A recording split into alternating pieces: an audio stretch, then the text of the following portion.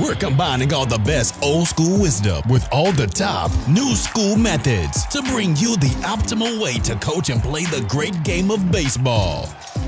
This is the 80-20 Baseball Masterclass with Coach Bo. Welcome to this week's episode, coaches. Good to be here with you. The 80-20 Baseball Masterclass. We're mastering the big things first and foremost. We're going heavy on the big needle movers, hitting, pitching, making the plays on defense, and a solid team culture. John Wooden has a quote, "It's the little details that are vital. Little things make big things happen." I love this quote for youth baseball and youth sports because of the shorter amount of time, the lesser amount of time that youth sports has compared to like what John Wooden had in college and professional, and this goes true with baseball as well.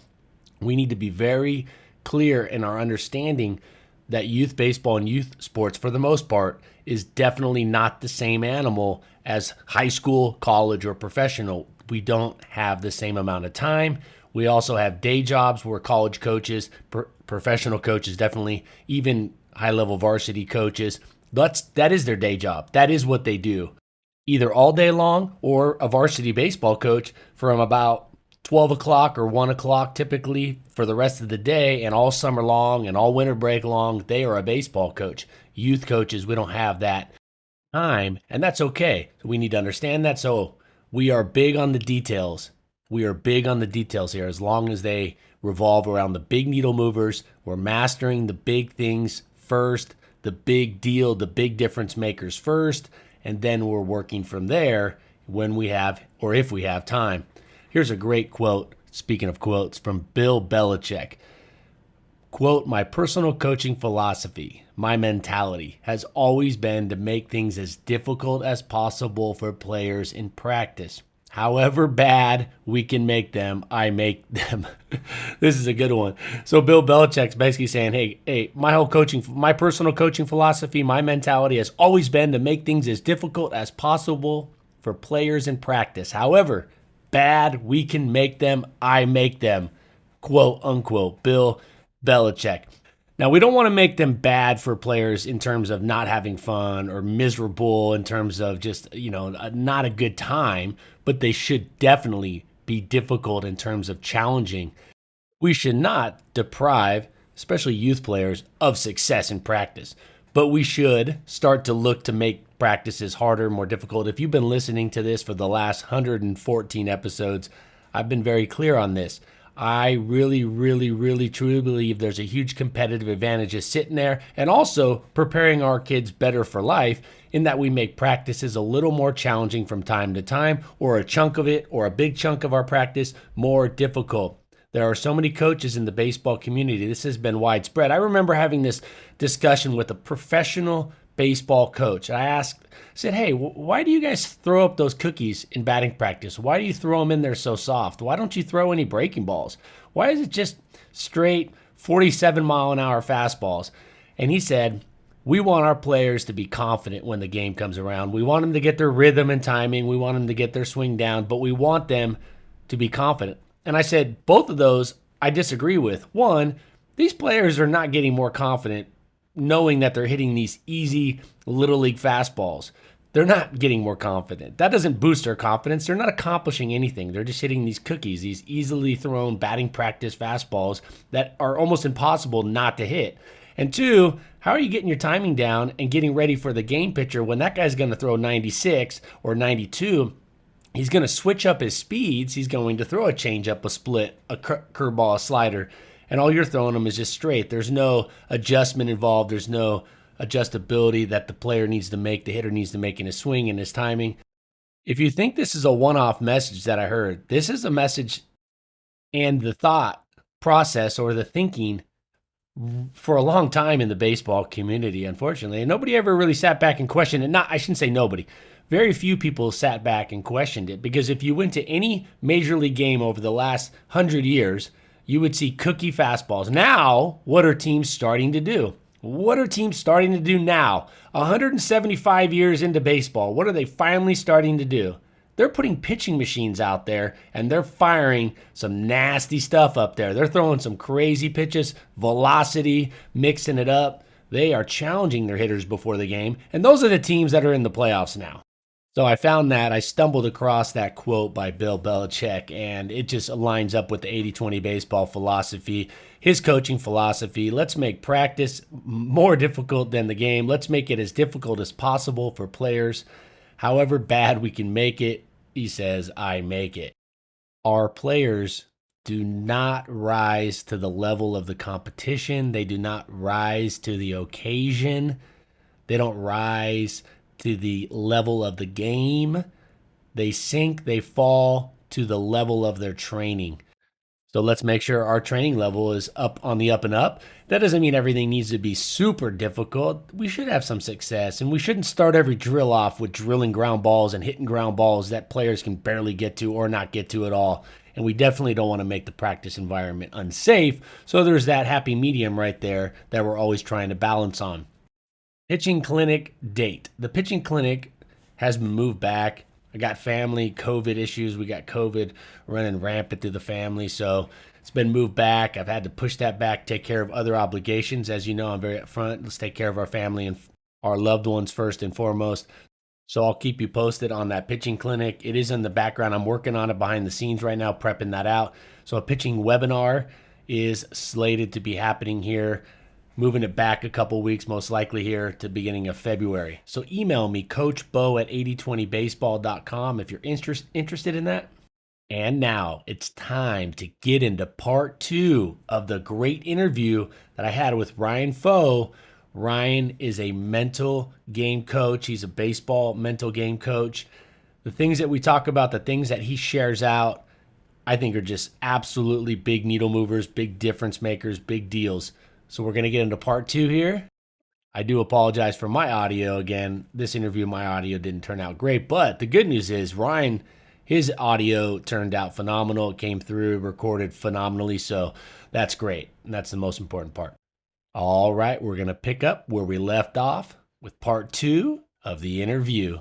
One tip and give me your thoughts on this. This is just a direct tip. Doesn't always work, but I know it's worked well with the players I've worked with when it comes to throwing. Not necessarily pitching, but throwing. So the yips on the infield, the yips on the outfield. Okay. I've taught and tried to get players that have the yips to go a little faster with their throw. What I'm trying to teach them, and the reason I'm doing that is because what I'm trying to get the physical skill, the physical task to beat the mind from talking them into some negativity. So trying to beat it to the punch. And it doesn't work with hitting, and it wouldn't work too good with pitching. But I found infielders that have the yips, it's work. Just don't. Let me give you a good example. It's the third baseman who gets a rocket hit to him, a one hopper, gets it and does like triple pumps it, like hits the glove with their ball. And you're like, oh, that's a lot of time to think about this upcoming throw. Mm-hmm. I'd never recommend to a kid who's not suffering from any of this to just go fast, just to go fast. Mm-hmm. But when I've had kids get the yips in the infield, I've told them, hey, field that ground ball. And I don't care if the batter is the slowest guy on the other team and they slipped in the batter's box and you have 5 seconds to get it to first. I want you to field it and throw it just like you normally would, and throw it quick. Get rid of it efficiently, trying to beat the mind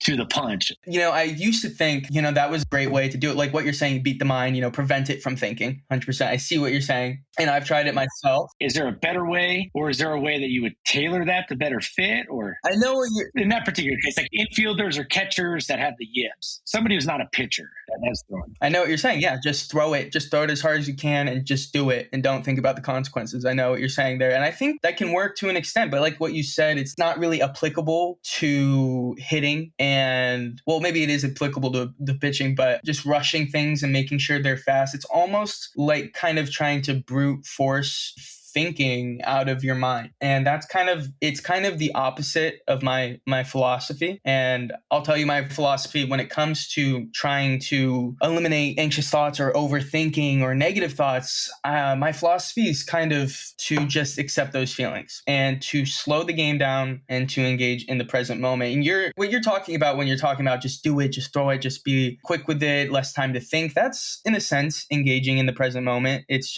relying on instinct rather than than having time to like calculate your throw. I see what you're saying there, but my philosophy is more along the lines of breathing and slowing your body down, because our mind and our body are connected. If we want to slow our mind down, we have to slow our body down. There's this mind-body connection. Or if our body's moving fast, if we're pacing around, if we're rushing things and we're kind of straining and we're pressing a little bit, then that's how our mind's going to operate as well. And this kind of leads me into, you wanted to talk about some mental techniques that young athletes can start learning, is controlling our body language. That's a big thing that we can do to start influencing how fast our mind moves, and trying to clear our head and gain a little bit of peace of mind is slowing down our body in a way. So maybe what you're talking about when you're talking about like the physical action of throwing and just like speeding it up and giving you less time to think, I think that's good. But the pre-pitch, when we're feeling a ball and we're getting ready to make a play, everything should be moving slowly and confidently. There's this thing called OGPS. It's a little acronym for body language. It's open, grounded, priding, and OGPS. Spread, standing. I don't even remember my own acronym, but the thinking behind it is to engage in this confident, relaxed, and controlled body language. And if we can control our body, then we can control our mind. Because if you've noticed with a lot of athletes, when they're really fast twitch, and this is something that I really wish I worked on a lot more, because my coach would tell me, if I see you, he was a pitching coach in college, and he would tell me, if I see you, moving fast and, all jittery in the box, and you're really stressing and you're really straining and you're kind of moving fast paced and not controlled, I'm going to throw you a fastball right down the middle because you're not going to hit it. That's what he'd tell me every single time. And after that, it kind of clicked for me, but I didn't think about it and I didn't put work into it. And that's when I started, in retrospect, after my career, I started really putting everything together. Everything needs to be slow and controlled. We need to slow our mind down by slowing our body down. It's a mind-body connection. If we're fast and we're moving and we're really fast paced and our heart's really beating fast, that's how our mind's going to operate as well. We're going to think more. We're going to stress more. We're going to overthink. So if we want to kind of clear our mind and engage in the present moment, we have to almost fake it until we make it. That's why you notice I've had a lot of athletes. Sorry, I'm rambling right now. Is there anything you want to say? What you're saying is great. And I agree 100%. And not that it would be great if I didn't. And I know this is why I have you on here. It's to get a better answer and solution for the listeners. So yeah. Yeah, I really appreciate that. That's great. Keep on keeping on. Yeah. But like I said, if my coach told me, if he saw me moving fast, if he saw me fast twitch and anxious and stressing and straining, he would throw me a fastball right down the middle. And that's what we do when we have the yips. When we can't do simple things and we can't hit a fastball down the middle, we're moving too fast. We're thinking too fast. So the key is to slow our body down and in turn, slow our mind down. And then we'll be able to do simple tasks on the baseball field. And very, very interesting how you put that. And I think it's really resonates. And I think it's so useful to the listener, what you're saying here. Okay, so back to the infielder specific yips, have them go fast. Yes, it is a Band-Aid approach. It would be something that you might use before a game, during a game, or if it's a short season and you don't have time to work through a long-term mindfulness presence approach. So yeah, it is a Band-Aid. I've seen that it works but it doesn't fix the root problem. And the one thing is with Band-Aid approaches, they can be applied. Sometimes it's good to, at the end of the day, like a wound, putting a bandage over the wound is important. But at the end of the day, we need to get our rest. Yeah. We need to heal. We need to eat healthy. We need to stay hydrated. We need to make sure that we're healing from the inside, but also not if we can put a bandage on it, that might be useful, but not always. I mean, my daughter, she put Band-Aids on. She's little. She put a Band-Aid on everything. She get everything. It says she wants to put the Paw Patrol Band-Aid on. And so I love your approach. You don't just want to throw the Paw Patrol Band-Aid on everything, because at the end of the day, we haven't solved the root cause. Exactly. So I think that's a great observation. My suggestion would be a quick fix, something quick that long-term isn't our goal. Here's something that I thought was really interesting. You connected the mind and body, but you're also connecting the body and the mind. Like it's a two-way connection. So what I'm hearing is what I said earlier on about the mind can paralyze the body. Excessive thinking, excessive thought. The anxiety paralyzes our body. It slows our breathing. It shallows our breathing. It tenses our muscles and constricts and paralyzes our functioning as a person in terms of mobility and definitely athleticism. But what I'm hearing you say, which is a really interesting take, and I completely see exactly where you're coming from, the body can actually impact the mind. So like, for example, you said posture, like having a confident posture. The kid that walks into, it's really hard. Like if you're telling a kid his first day of school, it would be really hard for a kid to go into the first day of 7th grade with his chest up, his head up, walking with a little swag, it would be really hard for that kid not to have a sense of confidence or an uptick in confidence, right? And so it would be very hard. Yeah. So I love you're saying it's like two different ways to handle this. And this is what I love about where this conversation is going and what we're getting to for the listener is we're giving a whole set of tools and the coaches can see and use them as they see fit. But I love the back and forth. So it's not just the mind impacting the physical. So not just the anxiety paralyzing the body, but the flip side is the body can loosen up, can give that, not really loosen up, but give a sense of confidence. Like you said, even if it's a fake kind of acting, even if you act as if, that act as if, it's so true. Everybody that's old enough to have any sense of awareness, that really has thought about this knows what you're saying is 100% useful and accurate. Yeah. The thing, elaborating a little bit more on the body language, when we convey this sense of confidence and this sense of control, and he or she knows what they're doing out there by the way that they're presenting themselves, other people will see that and feed off that energy and reflect it back to you. It all sounds very wooey, but that's kind of how systems work in interpersonal relationships. And human beings, like I said earlier, we think, act, and perform in accordance to what we believe to be true about ourselves. So if we see people kind of giving us that level of respect when we're acting all confident and when we have controlled movements, we're going to feel that. And then we're going to perform and act in accordance to those feelings. You kind of see what I'm saying? 100%. Yeah, that's what I've had so many athletes, when I talk about this all the time, like they'll come back to me like, they're like, yeah, whenever I like kind of act as this like cocky like persona and start moving around like I'm really confident, it makes me feel that way. It has a direct impact on how we feel and how we think about ourselves, thus impacting the way that we will perform. It's weird to think about. That's where the term,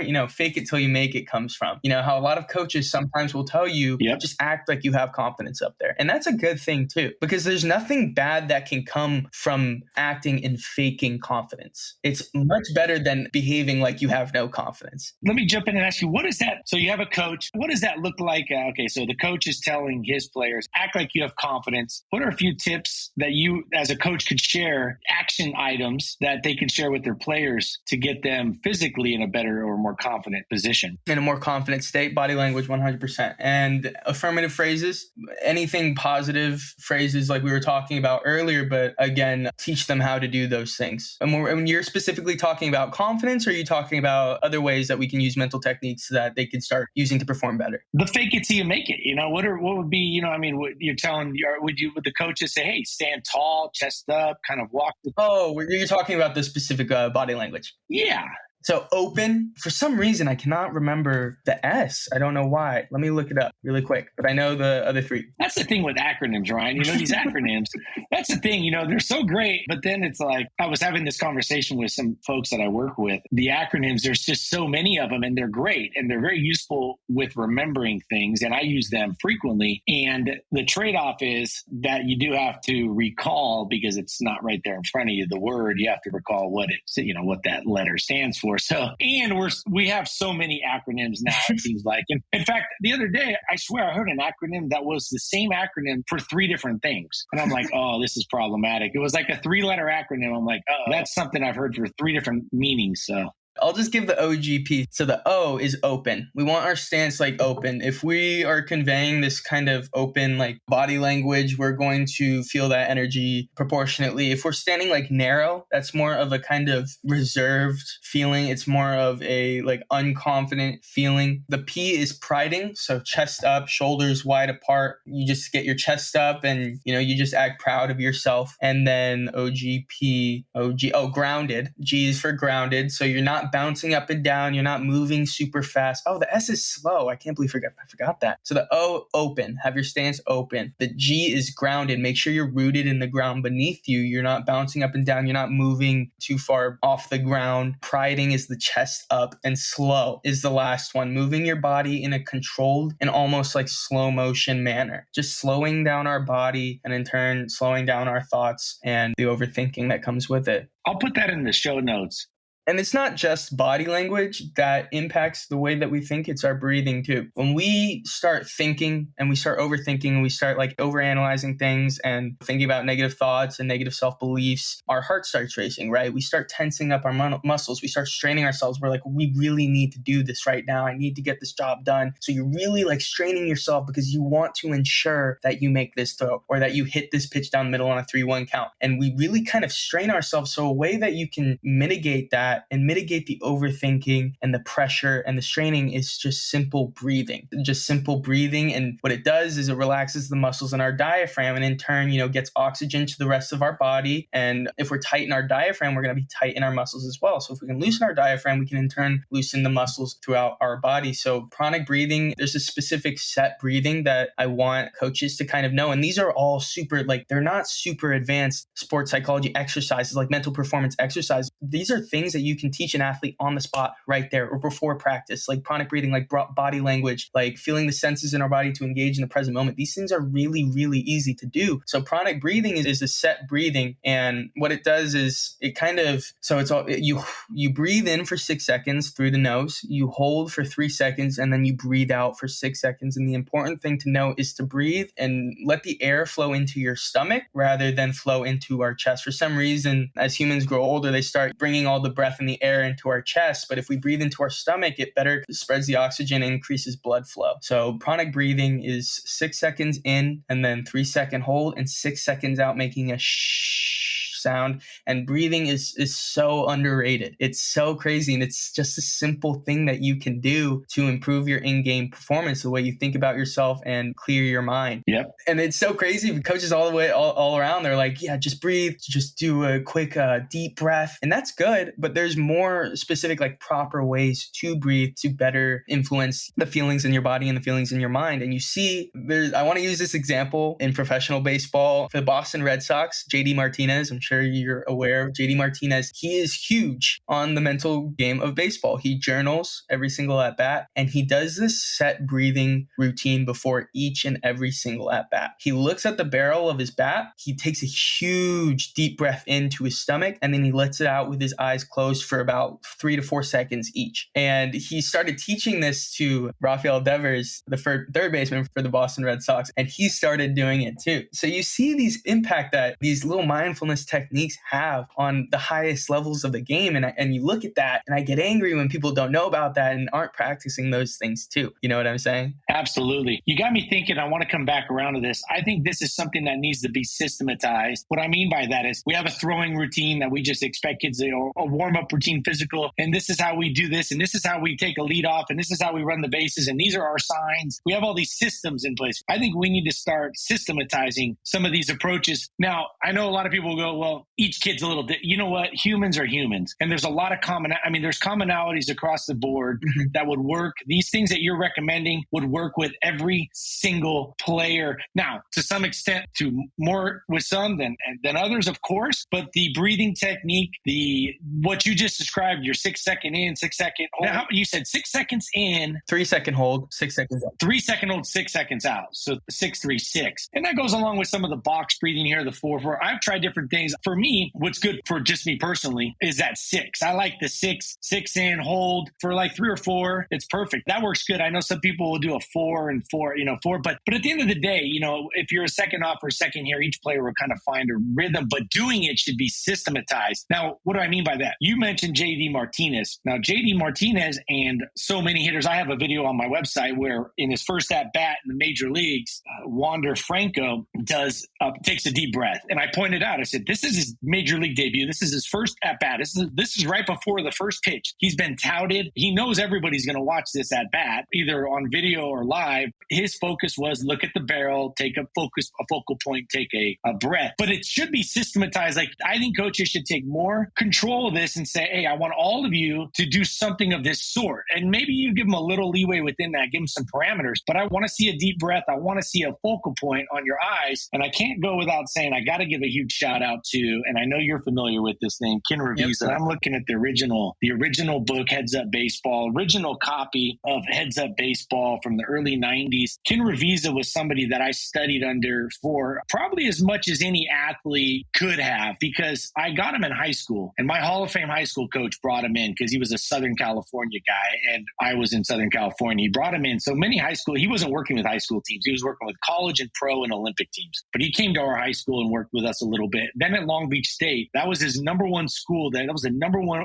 program he worked with in 1999 through 2003. Now, he was consulting for a lot of different teams and stuff, but he was there hour after hour after hour, week after week after week. He was always around, and I got him for 4 years. I said, I spent 4 years at Long Beach State, which, Long Beach State, a lot of the guys are transferring in as junior college, or they're getting drafted after their third year. Well, I had an elbow injury my junior year, so I ended up coming back for a fourth year. So I got more Ken Ravizza, who's considered the grandfather of the mental game. I said grandfather. He is the godfather. He recently passed away, sadly, too young, but he wasn't young, but definitely he had so much more to share out. And that was a kind of a bummer to see, because he was such a great guy. But as the godfather of the mental game, one of the biggest things that he shared with and had players do was that breath before the at bat and that breath before every pitch. That was one of his main things. He had quite a few tips and strategies, but the breathing, and that's coming straight from the godfather of the mental game of baseball. And what do you think? I think systematizing this a little bit more with,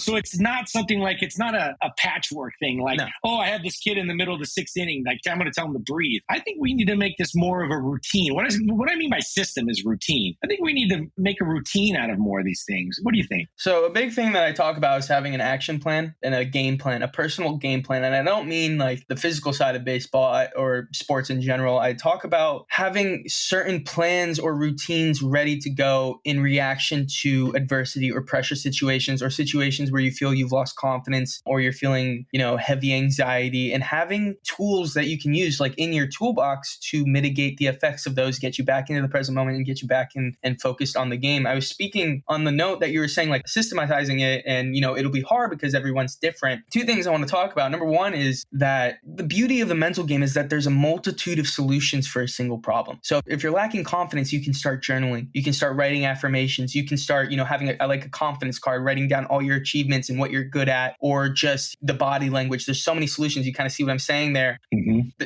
That's the beauty of the mental game. Like everyone's different. So certain things, certain exercises, certain breathing routines or confidence building routines or dealing with anxiety routines, they might work differently for everybody. And I got on a call with the mental skills coordinator for the Houston Astros, and I was talking to him about it. I'm like, what kind of system do you guys have in place? Is there a general curriculum, or are there specific tools that you need or that every athlete should know? And he said yes and no. They have programs where they teach them certain mindfulness techniques and teach them how to deal and react to certain situations. But the main thing with mental performance at the most elite levels is that every athlete is different. They're coming from all sorts of different cultural backgrounds. You have athletes coming from, they might be of faith, they might be agnostic, or they might come from the Dominican Republic or from Venezuela or Japan. And there's so many different cultures and backgrounds that there's not always a specific solution for each problem, and that the main work happens when they're just communicating with their players one-on-one and seeing what works for them, trying and testing different things, trying and testing different confidence building habits, or relaxing in the moment, or breathing. And that's one approach that youth baseball coaches can take with their athletes, is just getting to know your players like you're most likely good at, and just speaking to them about their negative beliefs. What kind of makes them struggle? What kind of thoughts do they have? Or what makes them tick? What makes them go? What makes them lock in? There's so many different solutions. And then just kind of having this toolbox that you can be like, hey, try this, or hey, do this. It's almost like the kind of Band-Aid system that we're seeing with fixing mechanical mistakes that might work for a little bit, when we're talking about throwing or hitting, but in the long run, don't always work out and don't always help with a player's progression. But you kind of get the sense for what I'm saying is the main work happens with mental performance, and elevating a player's game is just speaking to them. It's just getting to know them and talking to them and what works for them on a one-on-one basis. And that's what we can do better, as just number one, making them aware of mental performance resources and certain skills and certain tools that they can use to elevate their game, and making them aware of it, and then talking about it to them and making them kind of respect it and see, hey, this can have a real impact for you. You might want to try this, just spreading overall awareness of it to your athletes, and then talking to them about what works. Yes, I love the idea of taking a little bit of the stigma away and talking about it and talking about the elephant in the room, and make it desensitizing, get our players to it a little bit by just discussing it, and also by discussing the prevalence of it and that they're not alone, it's common, and just kind of laying that foundation. So we talked about systematizing. I do think trying to have some kind of a system in place, mental game system, whether it's having your pitchers take a breath before each pitch,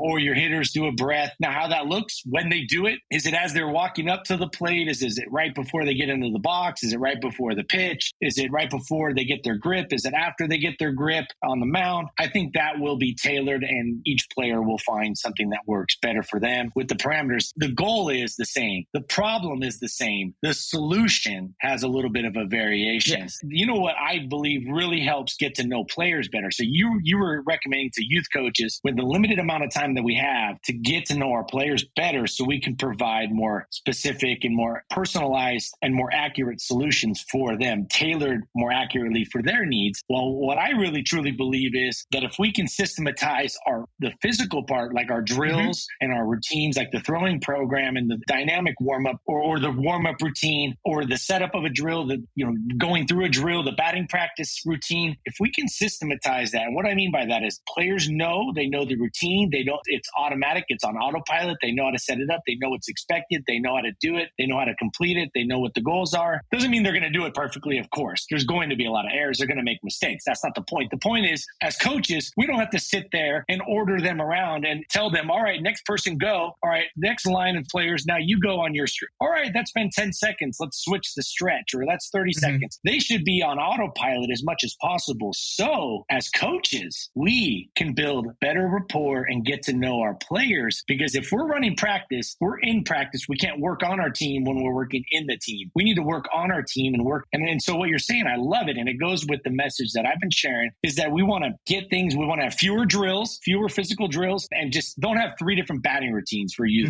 Have one batting practice routine or 2, maybe one for the field and one for the batting cages. Maybe there's a facility with batting cages you go to on days where it's raining or whatever inclement weather.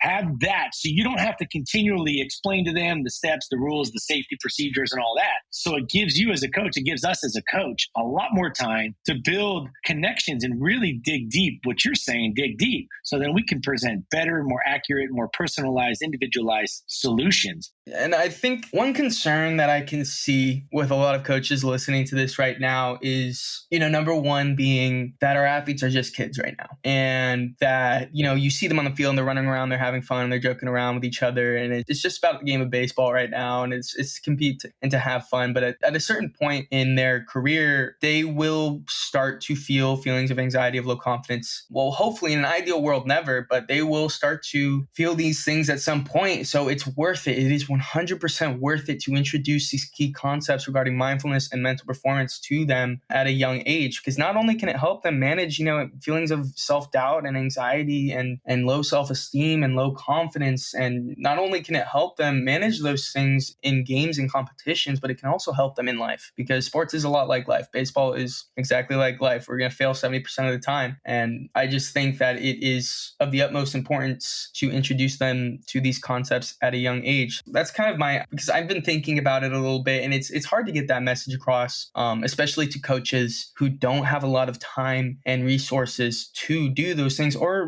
really the knowledge. So I think when we're talking about implementing these things, if you're a coach listening to this right now and talking to your team and really implementing it and getting this message across, it only takes 20 to 30 minutes, maybe one practice a week. Talk about it and just perpetuate these ideas of presence, of being able to handle fear of failure and being able to handle moments when they have low confidence. I think those things cannot be overlooked, especially at such a developmental age and time period in a young athlete's life.